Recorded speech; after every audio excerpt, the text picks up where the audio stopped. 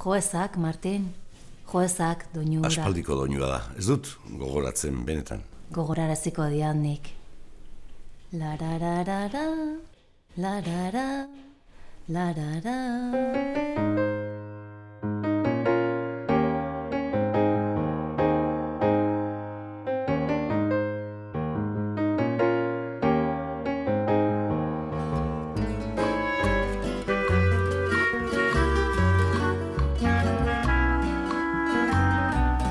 Kafei periodikoz, bueltan da Martin Garitanorekin Kale Gorrian saioan.